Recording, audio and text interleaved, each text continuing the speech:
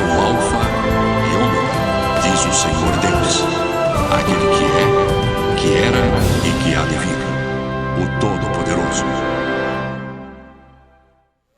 Aleluia! Louvado seja o nosso Deus, nessa noitezinha aí de sábado, hoje, dia 20 de agosto de 2022, nós vamos ler juntos o 11º capítulo do livro do profeta Daniel. Daniel, capítulo 11. Mas eu, no primeiro ano de Dario, o Medo, me levantei para o fortalecer e animar. Agora eu te declararei a verdade.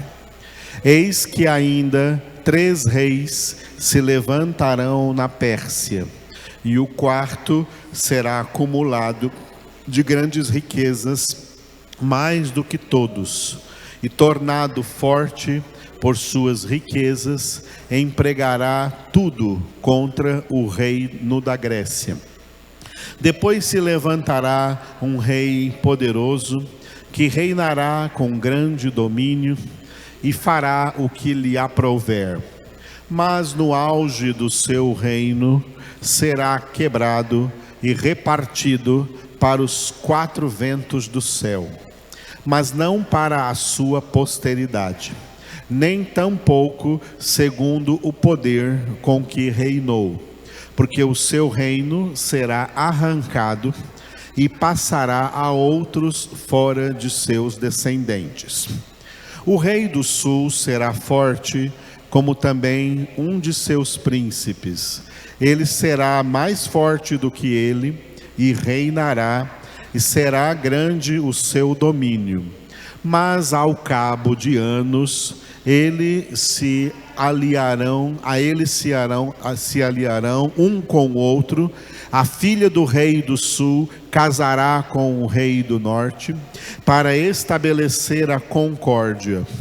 Ela, porém, não conservará a força do seu braço, e ele não permanecerá, nem o seu braço, porque ela será entregue. E bem assim os que a trouxeram, e seu pai, e o que a tomou por sua naqueles tempos. Mas de um renovo da linhagem dela se levantará em seu lugar, e avançará contra o exército do rei do norte, e entrará na sua fortaleza, e agirá contra eles, e prevalecerá. Também aos seus deuses, com a multidão das suas imagens fundidas, com os seus objetos preciosos de prata e ouro, levará como despojo para o Egito. Por alguns anos ele deixará em paz o rei do norte, mas depois este avançará contra o rei do sul e tornará para a sua terra. Os seus filhos farão guerra e reunirão numerosas forças. Um deles virá apressadamente, arrasará tudo e passará adiante, e voltando à guerra, e a levará até a fortaleza do rei do sul. Então se exasperará, sairá e pelejará contra ele, contra o rei do norte. Este porá em campo grande multidão, mas a sua multidão será entregue nas mãos daquele. A multidão será levada e o coração dele se exaltará. Ele derribará miríades, porém não prevalecerá, porque o rei do norte tornará e porá em campo multidão maior do que a primeira. E ao cabo de tempos, isto é, de anos, virá à pressa com grande exército e abundantes provisões. Naqueles tempos se levantarão muitos contra o rei do sul. Também os dados à violência dentre o teu povo se levantarão para cumprirem a profecia, mas cairão. O rei do norte virá, levantará baluartes e tomará cidades fortificadas. Os braços do sul não poderão resistir, nem o seu povo escolhido, pois não haverá força para resistir. O que, pois, vier contra ele, fará o que bem quiser, e ninguém poderá resistir a ele. Estará na terra gloriosa, e tudo estará em suas mãos. Resolverá vir com a força de todo o seu reino, e entrará em acordo com ele, e lhe dará uma jovem em casamento, para destruir o seu reino. Isto, porém, não vingará, nem será para sua vantagem. Depois se voltará para as terras do mar e tomará muitas, mas um príncipe fará cessar-lhe o opróbrio e ainda fará recair este opróbrio sobre aquele. Então voltará para as fortalezas da sua própria terra, mas tropeçará e cairá e não será achado. Levantar-se-á depois em lugar dele um que fará passar um exator pela terra mais gloriosa do seu reino, mas em poucos dias será destruído, e isto sem ira nem batalha. Depois se levantará em seu lugar um homem vil, ao qual não tinham dado a dignidade real, mas ele virá caladamente e tomará o reino com intrigas. As forças inundantes serão arrasadas de diante dele, serão quebrantadas, como também o príncipe da aliança. Apesar da aliança com ele, usará de engano, subirá e se tornará forte com pouca gente. Virá também caladamente aos lugares mais férteis da província e fará o que nunca fizeram seus pais, nem os pais de seus pais. Repartirá entre eles a presa, os despojos e os bens, e maquinará os seus projetos contra as fortalezas, mas por certo tempo. Suscitará sua força e o seu ânimo contra o rei do sul, à frente de grande exército. O rei do sul sairá à batalha com grande e muito poderoso exército, mas não prevalecerá, porque maquinarão projetos contra ele. Os que comerem os seus manjares o destruirão, e o exército dele será arrasado, e muitos cairão traspassados. Também estes dois reis se empenharão em fazer o mal, e a uma só mesa falarão mentiras. Porém, isso não prosperará, porque o fim virá no tempo determinado. Então, o homem vil tornará para a sua terra com grande riqueza, e o seu coração será contra a santa aliança. Ele fará o que lhe aprouver e tornará para a sua terra. No tempo determinado, tornará a avançar contra o sul, mas não será nesta última vez como foi na primeira, porque virão contra ele navios de Quitim e que lhe causarão tristeza. Voltará e se indignará contra a santa aliança e fará o que lhe aprouver, e tendo voltado, atenderá aos que tiverem desamparado a santa aliança. Dele sairão forças que profanarão o santuário, a fortaleza nossa, e tirarão o sacrifício diário. estabelecendo a abominação desoladora. Aos violadores da aliança, ele com lisonjas perverterá. Mas o povo que conhece ao seu Deus se tornará forte e ativo.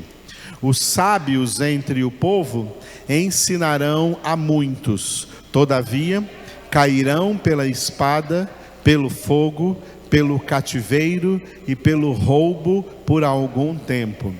Ao caírem eles, serão ajudados com pequeno socorro, mas muitos se ajuntarão a eles com lisonjas. Alguns dos sábios cairão para serem provados, purificados e embranquecidos, até ao tempo do fim, porque se dará ainda no tempo determinado. Este rei fará segundo a sua vontade, e se levantará e se engrandecerá sobre todo Deus. Contra o Deus dos deuses falará coisas incríveis, e será próspero, até que se cumpra a indignação, porque aquilo que está determinado será feito. Não terá respeito aos deuses de seus pais, nem ao desejo de mulheres, nem a qualquer deus, porque sobre tudo se engrandecerá. Mas, em lugar dos deuses, honrará o Deus das fortalezas, a um Deus que seus pais não conheceram. Honrará com ouro, com prata, com pedras preciosas e coisas agradáveis.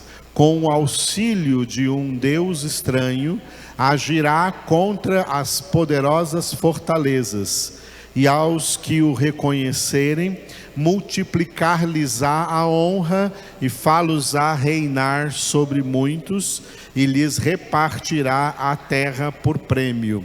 No tempo do fim, o rei do sul lutarão com ele, e o rei do norte arremeterá contra ele com carros, cavaleiros e com muitos navios, e entrará nas suas terras, e as inundará e passará. Entrará também na terra gloriosa, e muitos sucumbirão, mas do seu poder escaparão estes, Edom e Moabe, e as primícias dos filhos de Amon. Estenderá a mão também contra as terras, e a terra do Egito não escapará. Apoderar-se-á dos tesouros de ouro e de prata, e de todas as coisas preciosas do Egito. Os líbios e os etíopes os seguirão. Mas, pelos rumores do Oriente e do Norte, será perturbado, e sairá com grande furor para destruir e exterminar a muitos. Armará as suas tendas palacianas entre os mares, contra o glorioso Monte Santo, mas chegará ao seu fim, e não haverá quem o socorra. Louvado seja o nosso Deus por este grande capítulo de 45 versículos que nós lemos hoje. Penúltimo capítulo do livro do profeta Daniel. E todo esse capítulo que nós lemos, todo esse capítulo aqui, os 45 versículos, e também os versículos que nós vamos ler depois, sábado que vem, no capítulo 12, foi uma revelação do próprio Jesus, que apareceu na figura de um homem, no capítulo 10, para o profeta Daniel, para revelar a ele o que ia acontecer com a nação de Israel no processo de final de cativeiro, de restauração, mas mesmo restaurados, continuariam ainda debaixo do poder desses impérios que naquela época dominavam sobre a terra. E Jesus fala com ele o que viria também depois, anos depois, com o advento do Império Romano e também com a vinda de Cristo Jesus, e depois a fundação da igreja, a perseguição da igreja e a transformação do Império Romano em império religioso, que hoje é conhecido como uma igreja dita cristã católica romana.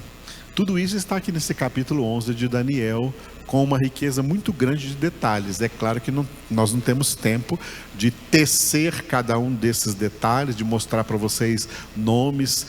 Recorreríamos até aos livros de história da época para saber cada um desses reis aqui, quem eram. A história fala de cada um deles, ok? Mas levaria um estudo muito mais aprofundado, né, e de muito mais tempo, de dias, para nós estudarmos. Mas nós vamos ter aqui uma noção.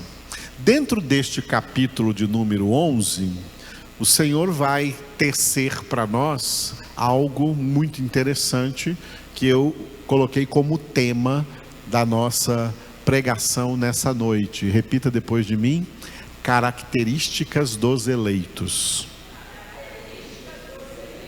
Aleluia. Nós louvamos a Deus porque no nosso ministério nós temos levado os crentes que escutam essas palavras a tomarem consciência de uma verdade bíblica. Não é uma verdade teológica inventada por algum teólogo, é verdade bíblica, que a salvação foi projetada, foi planejada por Deus, não para salvar todo mundo. Tem muito pregador e muito crente e muitas igrejas enganadas, pensando que o plano da salvação era para salvar todo mundo. Está errado. Se o plano da salvação fosse para salvar todo mundo seria salvo, porque nenhum dos planos de Deus pode ser frustrado. Jó 42:2 está escrito: bem sei, Jó falando com Deus, bem sei que tudo podes e nenhum dos teus planos pode ser frustrado. A salvação é um plano de Deus? Sim. Se esse plano de Deus fosse para salvar toda a humanidade seria salva, porque esse plano não seria frustrado. Mas não é isso que acontece. A maioria da humanidade não é salva. Essa é a realidade. Porque não era esse o plano da salvação que Deus elaborou antes da fundação do mundo. O plano elaborado por Deus era para alcançar dentre a humanidade aqueles, e exclusivamente, atenção a esse advérbio, exclusivamente, não é inclusivamente. A salvação não é inclusiva. Hoje se fala muito de inclusão social. A salvação não tem inclusão. A salvação tem exclusão, o contrário de inclusão. Por isso que a salvação é exclusiva para um povo que é chamado na Bíblia de povo eleito, povo escolhido, os eleitos de Deus, aqueles acerca dos quais o apóstolo Paulo escreveu em Efésios capítulo 1, versículo 4, aqueles que o próprio Pai escolheu em Cristo, e aí vem a data da escolha, antes da fundação do mundo, para serem santos e irrepreensíveis diante dele em amor.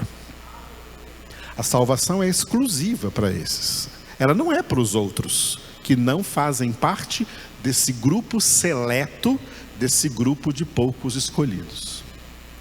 Aí alguém poderia perguntar assim: pastor, então agora eu me preocupei. Como é que eu posso saber se eu faço parte desse grupo? Bom, primeiro lugar, aqui está a resposta: leia a Bíblia toda. Leia a Bíblia toda, desde o primeiro capítulo de Gênesis até o último capítulo de Apocalipse, e faça uma coisa, vai anotando todas as características que a Bíblia aponta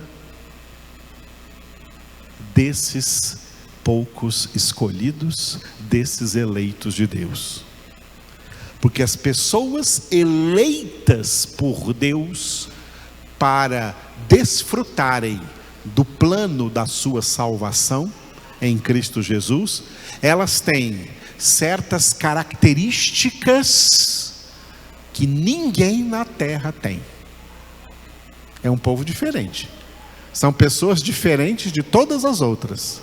Elas têm certas características que não são características comuns a ninguém mais aí na terra que não faz parte desse grupo. Esse grupo ao qual o apóstolo Pedro deu 4 adjetivos. Em 1 Pedro capítulo 2, versículo 9. Raça eleita, sacerdócio real, nação santa, povo de exclusiva propriedade de Deus. Esse povo tem certas características que nenhum outro ser humano na terra tem. Os seres humanos na terra não são iguais. Não são iguais. Mesmo que todos sejam pecadores, porque Romanos 3:23, todos pecaram e carecem da glória de Deus, ou destituídos foram da glória de Deus. Mesmo que todos são pecadores, tem 2 povos distintos. Tem um grande povo, uma multidão, a maioria da humanidade, que não será contemplada com a obra da salvação. Mas tem um pequeno grupo, em relação à maioria da humanidade, é um pequeno grupo, que Jesus chamou de pequenino rebanho, quando ele disse: não temais, ó pequenino rebanho, porque foi do agrado do Pai dar-vos o reino. Um pequenino rebanho que Jesus chamou em Mateus 22:14 de poucos escolhidos, porque muitos são chamados, porém poucos escolhidos. Eles têm características diferentes de todas as outras pessoas que não fazem parte desse grupo seleto.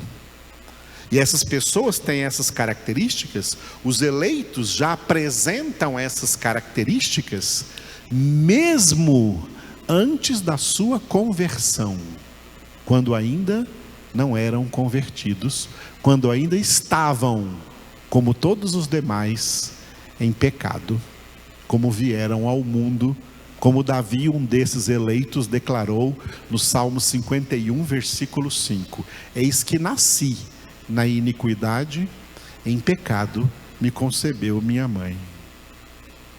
Mas Davi fazia parte desse grupo seleto, desse grupo eleito, e portanto ele tinha características que o diferenciavam dos outros seres humanos.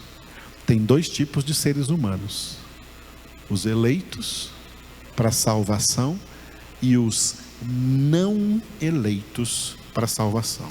Os não eleitos para salvação são e sempre serão maioria na humanidade. Mas entre a humanidade, Deus tem os seus poucos escolhidos. Deus não valoriza, como a nossa mente humana nos leva a valorizar. Deus não valoriza número. Deus não valoriza quantidade. Quem valoriza isso é o homem. Depois peguem a nossa aula de ontem, do nosso seminário, e verão ali, nós trabalhamos essa ideia, tá? Deus nunca está com a maioria. Deus não é Deus da maioria. Deus é Deus da minoria. Ele nunca está com a maioria. A ideia do mundo é: a maioria ganha, a maioria vence. Deus rejeita completamente a maioria. Deus não está com a maioria. Deus está com a minoria, que se chama na Bíblia pelo nome técnico bíblico de remanescente. Só o remanescente será salvo. O plano de Deus é salvar esse remanescente, ninguém mais. Esse é o plano de Deus. Foi para eles que Deus enviou Jesus, e nenhuma gota do sangue de Jesus foi desperdiçada, porque aqueles pelos quais Jesus morreu, todos eles serão salvos. Ninguém por quem Jesus morreu será perdido. A salvação, ela é exclusiva e restrita para esses que Deus escolheu antes da fundação do mundo para serem santos e irrepreensíveis diante dele. Como eu sei que sou uma dessas pessoas? Analisando se eu tenho as características bíblicas que esses eleitos têm. E aqui pelo capítulo 11 de Daniel nós vamos chegar a ver algumas, muito poucas, porque a maioria delas estão em outros textos, mas aqui nós temos um texto que vamos meditar sobre algumas dessas características que só os eleitos de Deus têm, outras pessoas não têm. Nós lemos o capítulo 11, e pelas divisões e subdivisões do livro de Daniel, esse capítulo 11, ele está grudado aí com o capítulo 10, que nós lemos na semana passada. Os dois capítulos 10 e 11 fala acerca desse tema que eu escrevi ali, repita: transições imperiais.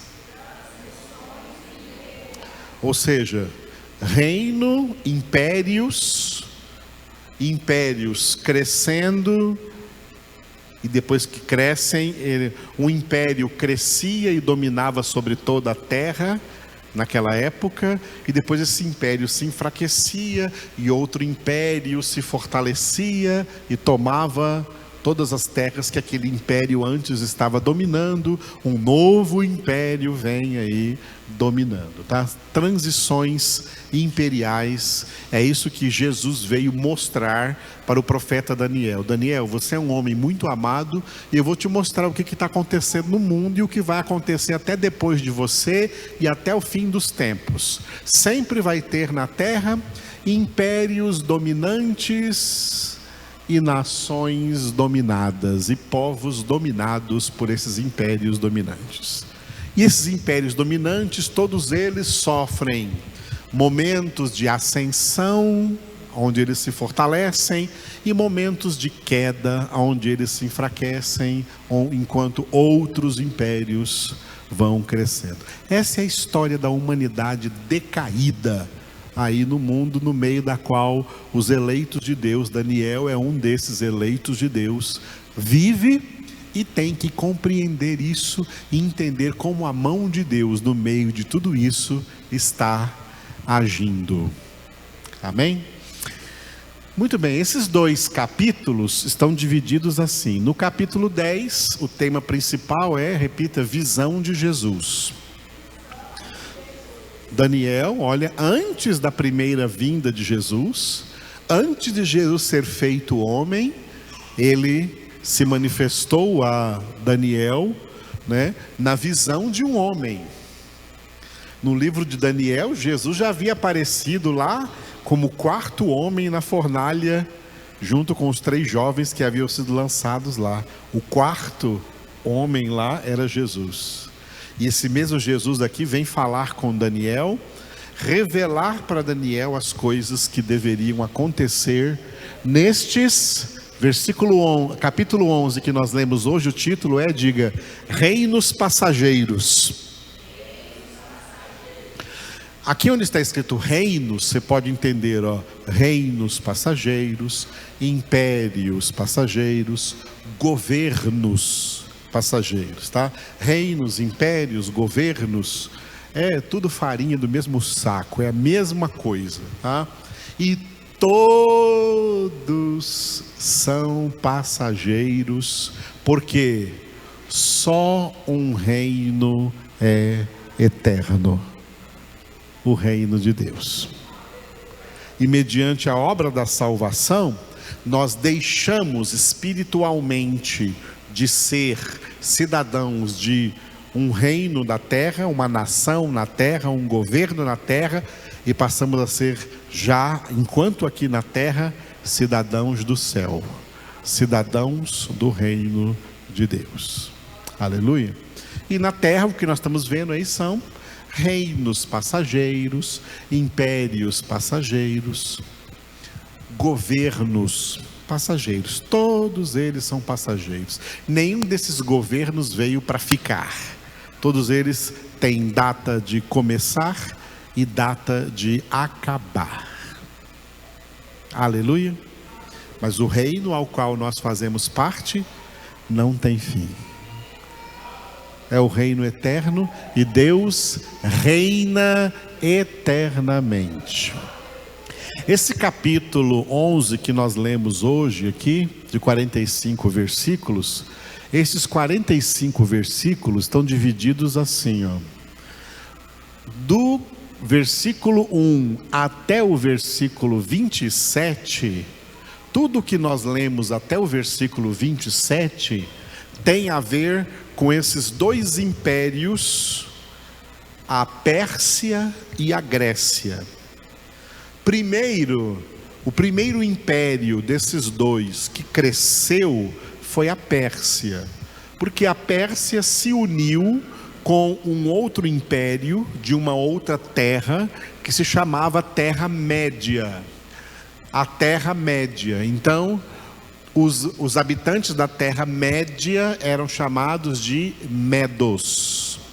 Então, os Medos se uniram aos persas e formaram um único império, o Império Medo-Persa, que se fortaleceu nessa época em que o povo de Israel estava passando seus 70 anos no exílio da Babilônia, e entre eles estava ali, claro, o profeta Daniel. Durante esse período, a Pérsia, né, os reis da Pérsia, que foram os reis do Império Medo-Persa, cresceram, mas um outro império, tá, mais para o lado leste, que era o lado da Macedônia, antiga Macedônia ou Grécia, começou a se desenvolver e a crescer muito, tá? A crescer muito, de tal maneira que o Império Medo-Persa caiu. O Império Medo-Persa se enfraqueceu e a Grécia cresceu. Mas quando isso aconteceu, o desenvolvimento máximo da supremacia grega, do domínio da Grécia, já foi bem depois de Daniel, bem depois do profeta Malaquias, que é o último profeta do Antigo Testamento, 200 anos depois de Malaquias, que foi também a mesma data que marcou 200 anos antes da vinda de Jesus. 200 anos antes da vinda de Jesus, o império que dominava sobre a terra, o império mais forte que dominava sobre a terra, foi o império da Grécia, que na história se chama de supremacia grega. E o principal rei foi Alexandre o Grande, tá? É dele que fala aqui o versículo 3. Versículo 3 aí do capítulo 11 fala de Alexandre o Grande. Se levantará um rei poderoso, que reinará com grande domínio e fará o que lhe aprouver. Esse aqui é Alexandre o Grande, tá? E olha o que aconteceu com 200 anos antes de Cristo, logo depois que esse império, a supremacia grega estava muito forte e Alexandre estava para conquistar o mundo todo, ele morreu. O Alexandre Grande, o Alexandre o Magno, morreu. E aí, versículo 4, se cumpriu o que está aqui no versículo 4. Mas no auge do seu reino será quebrado, mas no auge o seu reino será quebrado e repartido para os 4 ventos do céu, mas não para a sua posteridade, nem tampouco segundo o poder com que reinou, porque o seu reino será arrancado e passará a outros fora de seus descendentes. Esses 4 ventos aqui são 4 generais, os 4 generais mais fortes e que eram da maior confiança de Alexandre. Quando ele morreu, sem deixar descendentes, sem deixar descendentes legítimos, o reino, todo o poder, tudo que Alexandre conquistou, foi repartido entre esses 4 generais. Então o reino da Grécia, o domínio da Grécia, passou a ser um reino dividido. E um reino dividido não subsistirá. Mas ele demorou bastante tempo aí no poder, mais ou menos, bastante tempo, assim, anos, né? Aqui fala de anos, e esses anos não chegou a 1 século, não chegou a 100 anos, tá? Não chegou a 100 anos o domínio da Grécia. Mas um dos últimos generais gregos que dominou sobre Israel, ele é citado aqui no versículo 20. Versículo 20. Levantar-se-á depois, em lugar dele, um que fará passar um exator pela terra mais gloriosa do seu reino. A terra mais gloriosa do seu reino é Israel. Mas em poucos dias será destruído, isso sem ira e nem batalha, porque ele foi destruído por uma doença, ele morreu doente. Esse exator aqui foi um general chamado Antíoco Epifânio, que realizou em Jerusalém, na capital de Israel, em praça pública, ele realizou um grande holocausto judaico e martirizou muitos judeus naquela época, 200 anos antes de Cristo, em praça pública, tá? É esse exator que vem aí. Muito bem, até o versículo 27, tá? A Pérsia e a Grécia. Só que a Grécia se enfraqueceu e um outro império se levantou. Versículos 28 a 45, repita comigo: Império Romano. O Império Romano. O Império Romano, ele é representado aqui no versículo 28 por esse homem vil. Então o homem vil tornará para a sua terra com grande riqueza, e o seu coração será contra a santa aliança, quer dizer, contra a palavra de Deus e contra o povo de Deus. Ele fará o que lhe aprouver e tornará para a sua terra. Esse homem vil aí não é um homem, é o Império Romano, que sempre foi representado por um cabeça, por um chefe, que mesmo que tivesse outro nome qualquer, ele recebia o mesmo título, o título de César. Todo imperador romano era chamado de César, que em russo seria czar, mas nós conhecemos do latim como a língua oficial do Império Romano, como o César. César era o título do homem que encabeçava o Império Romano. Quando ele morria, era substituído por outro, e esse outro que o substituía ganhava aquela coroazinha na cabeça. Ele era coroado com aquele raminho de ouro na cabeça, coroado como o César, e todo mundo tinha que saudá-lo: Ave César, salve César. É o homem vil que governou sobre a maioria das nações da humanidade, inclusive a nação de Israel. Governou desde do ano de 200 anos, 2 séculos antes de Cristo, até o 3º século depois de Cristo. Até o 3º século depois de Cristo. Depois do no início do 3º século depois de Cristo, o ano 300 da era cristã, esse império se enfraqueceu politicamente e economicamente. E aí, para não morrer de vez, o que esse império fez? Fez uma proposta para os bispos da igreja cristã da cidade de Roma, que era a capital do Império Romano. E os bispos da igreja cristã de Roma caíram na tentação de Satanás e estenderam as mãos à política.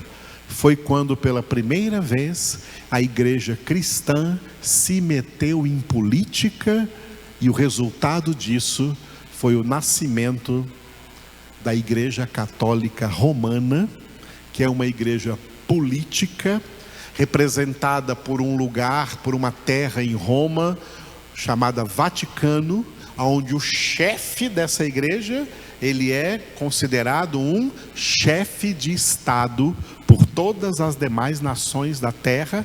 O catolicismo romano é a continuação do Império Romano, não mais tanto como um império político, embora seja político, mas com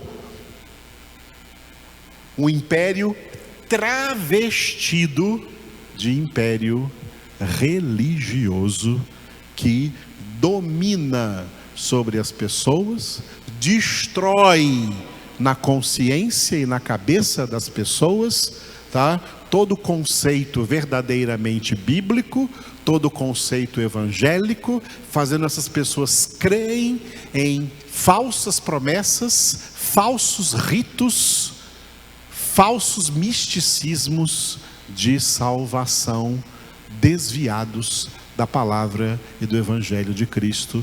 E esse império romano continuará e só será exterminado quando não haverá quem o socorra, aí no versículo 45, no fim da grande tribulação, com a guerra do Armagedon. Então isso aqui é toda a profecia histórica que Jesus passou para Daniel. Esse homem vil, que é o Império Romano, o Império Romano, o romanismo dominando sobre a terra. Não é mais o Evangelho, é o romanismo dominando sobre a face da terra. Ele se encaixa perfeitamente com o perfil do anticristo. É uma religião uma religiosidade anticristã, um império anticristão, um domínio anticristão, levando e tentando fazer, como fez com os bispos de Roma, tentando fazer com todo aquele que se chama evangélico, que eles venham a violar o evangelho e se dobrar diante dessa religiosidade, diante desses demônios, diante dessa falsa espiritualidade. E é por isso então que o Espírito de Deus me guiou a compartilhar com vocês o versículo 32, que é onde estão algumas características dos eleitos de Deus. Quem não for eleito de Deus, todo aquele que se diz evangélico, mas não é eleito, faz parte dos muitos chamados, todos eles dobrarão seus joelhos diante de Baal, todos eles cairão nas artimanhas do anticristo e do anticristianismo que impera no mundo, junto com o poder de Satanás. Os eleitos de Deus não se dobram. Por isso está escrito aí nesse versículo 32, os violadores da aliança, ele, o anticristo, com lisonjas perverterá, mas o povo que conhece ao seu Deus se tornará forte e ativo. Vamos repetir? Aos violadores da aliança, ele com lisonjas perverterá, mas o povo que conhece ao seu Deus se tornará forte e ativo. Diga aleluia. Quem são os violadores da aliança? Você só pode violar uma aliança se você tiver uma aliança. Portanto, violadores da aliança aqui não são descrentes, porque eles não têm aliança para violar. Violadores da aliança são aqueles que têm uma aliança para violar. Os violadores da aliança aqui são os crentes que traem Jesus, que traem o evangelho. E nessa traição com o evangelho, fazem aliança com o mundo, fazem aliança com o príncipe desse mundo, porque caem nas tentações. E como que as tentações do mundo se manifestam? Elas se manifestam como se fossem lisonjas. O mundo não chega te atacando, o mundo chega te lisonjeando. As coisas do mundo não chegam te atacando, elas chegam te lisonjeando. Elas chegam, com toda a simpatia.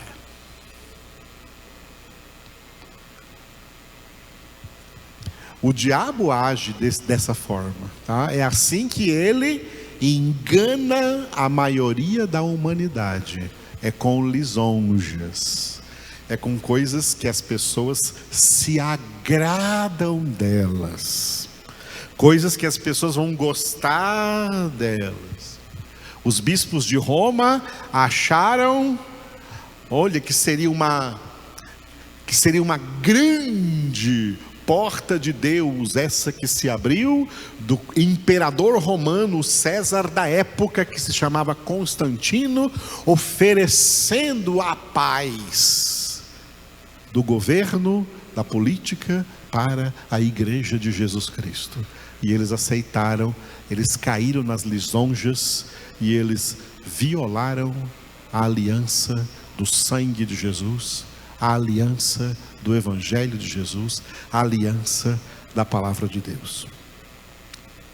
Todos os crentes e pastores e igrejas que hoje estão na política são violadores da aliança. Todos, sem exceção, são violadores da aliança. E o mundo tenta ganhar esses crentes, sabe como? Com lisonjas, com bajulações. E eles caem. Sabe por que eles caem? Porque eles fazem parte dos muitos chamados e não dos poucos escolhidos. Os poucos escolhidos, então, esses violadores que caem nas lisonjas se tornam então perversos, porque o diabo com lisonjas os perverterá.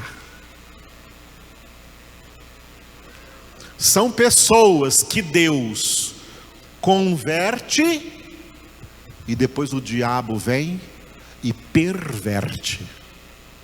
Perversão é o oposto de conversão.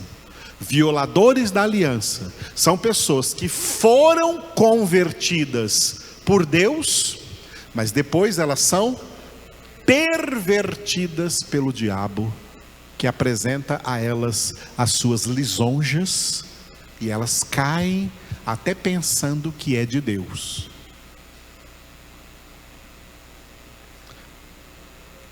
Em Eclesiastes está escrito assim: olha, não vai logo achando que uma coisa é de Deus, não. Não te apresses a dizer que uma coisa é de Deus, porque pode não ser de Deus, pode ser uma armadilha de Satanás. E muito crente cai nessa: isso é de Deus,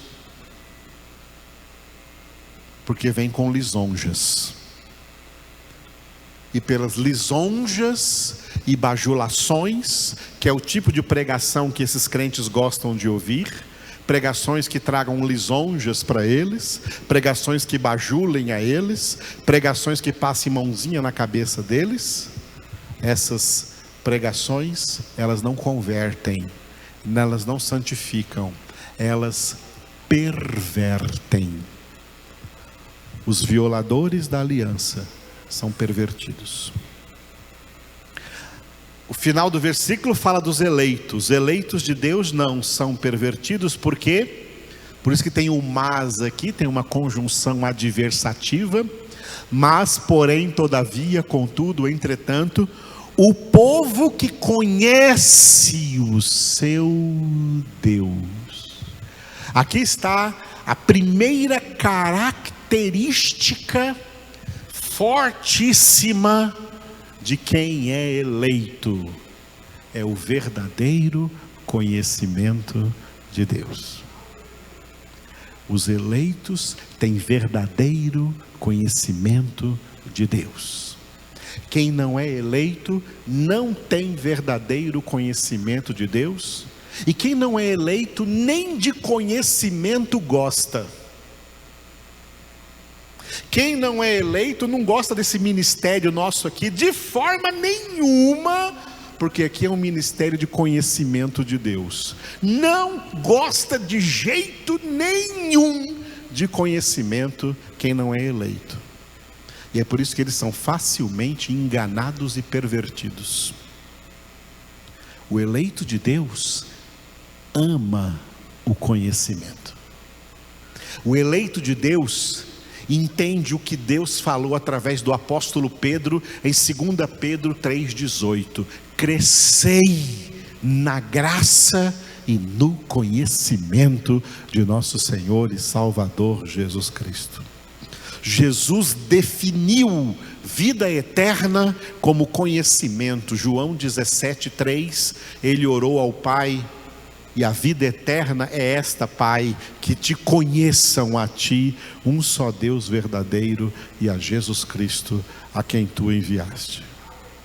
quem verdadeiramente conhece a Deus não cai em lisonjas, não cai em bajulações, não cai em falsas profecias, não cai em falsas heresias, porque o conhecimento de Deus nos revela a verdade e nos mostra quando alguma coisa não faz parte dessa verdade. Os eleitos de Deus têm essa característica, o conhecimento de Deus. Por essa razão vem a segunda característica: eles são fortes. O povo que conhece o seu Deus se tornará forte.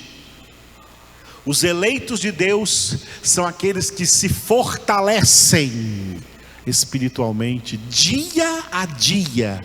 Cada dia aumenta mais a sua força espiritual, o seu fortalecimento espiritual, como nós somos exortados pelo apóstolo Paulo em Efésios capítulo 6, versículo 10.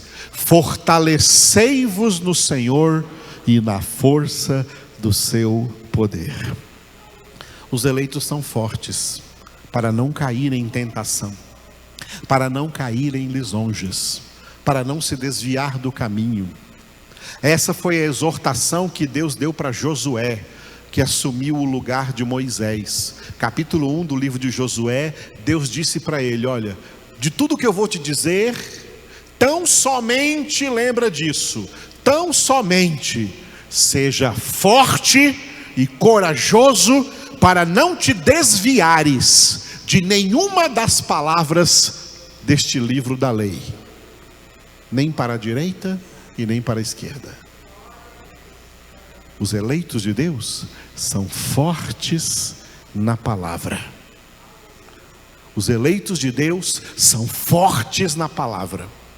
Os eleitos de Deus são identificados como o homem do Salmo número 1, que não anda no conselho dos ímpios, não se detém no caminho dos pecadores, não se assenta à roda dos escarnecedores. O prazer deles está na lei do Senhor, e na sua lei, na sua palavra, medita de dia e de noite. Por isso é comparado a uma árvore plantada junto à corrente de águas, que dá fruto na época própria, cuja folhagem não murcha, e tudo quanto faz prosperará. Essa é uma característica de todo crente? Não, só dos eleitos. Não é característica dos muito chamados. Os muito chamados pensam que conhecem a Deus, mas não conhecem. Os muito chamados são fracos, gente fraca, levada por qualquer vento de doutrina, como Paulo diz em Efésios 4, segundo a malignidade dos homens. São enganados facilmente, porque é só chegar para eles com alguma lisonja. Olha, o Senhor te disse que você vai prosperar, que você é isso, que você é aquilo. E eles caem como patinhos nas garras de Satanás, porque não conhecem a Deus e são fracos, porque não tem palavra de Deus na vida deles. Eles nem gostam de palavra no culto. Eles querem culto sem palavra, só com emocionalismo e sentimentalismo, e chama isso de unção, chama isso de poder. Isso é falsa unção. Unção é conhecimento. É assim que o Senhor unge a nossa cabeça. O óleo que unge a nossa cabeça é palavra na nossa mente. Palavra de Deus renovando a nossa mente, para que experimentemos transformação e santificação. E a terceira característica apresentada nesse versículo é ativo. O povo que conhece o seu Deus se tornará forte e ativo. A atividade, nós somos pessoas, os eleitos de Deus são proativos em duas dimensões. Ativos interiormente, porque a nossa principal atividade é a nossa própria santificação, porque nós sabemos que sem santificação ninguém verá o Senhor. Os eleitos de Deus são ativos ativos na sua santificação. Os muitos chamados não estão nem aí para a santificação, nem acham que precisa, nem sabem com o que se come isso.